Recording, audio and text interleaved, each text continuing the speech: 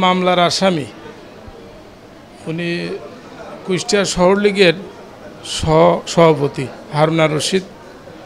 তার ধরার জন্য আমরা ডিবির অফিসার ফোর্স তার বাড়িতে যাই। তার বাড়িতে ঢুকতে সে তার সামনে একটা দোকানে চেয়ারে বসে আছে।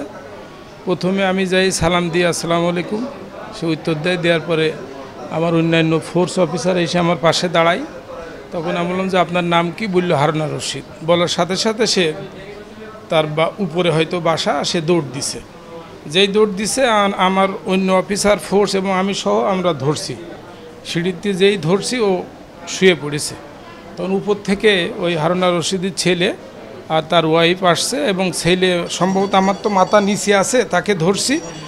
আর ওর ছেলে আইসে বটি দিয়ে আমারে 3-4টে কোপ মারছে। পরে অনেক ধস্তাধস্তি হয়, পরে আমার আরও ফোর্স যায় সাথে। তারপর ওর ছেলে এবং আমাদের যে আসামি হারুনা রশিদ তাকে আমরা নিয়ে আসার পর আমি হাসপাতালে ট্রিটমেন্ট নিই। দেখা যাচ্ছে আমার শরীরে 3-4টে কোপের দাগ, ওই পিঠে 4টে পিঠে। 2টা গেঞ্জি ছিল তো বেশি ভেদ হতে পারে নাই, একটা ভেদ হয়েছে বেশি আর বাকিগুলো ছোট। সেলাই দিয়েছে একটা 3টা সেলাই। 12টা 40-এর দিকে 6 রাস্তার মোড়, ওই যে এসিল্যান্ড অফিসের পাশে ওনার বাড়ি।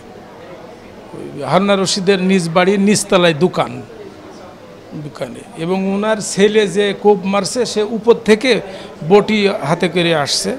এসে আমরা ওনার বাবাকে ধরছি আর উনি কোনো কথা না জিজ্ঞেস করে ওর ছেলে কোপ মেরছে। এবং আমার অন্য অফিসার ওয়াইদুর সাহেব ছিলেন এবং ফোর্স ছিল আমাদের নিচের দিকে, তা আসামির দিকে, কিন্তু সে সিঁড়ির থেকে উপরে নামেই কোপ মারছে। ছেলের নামটা আমি জানি না, তবে সে আমাদের হেফাজতে আছে।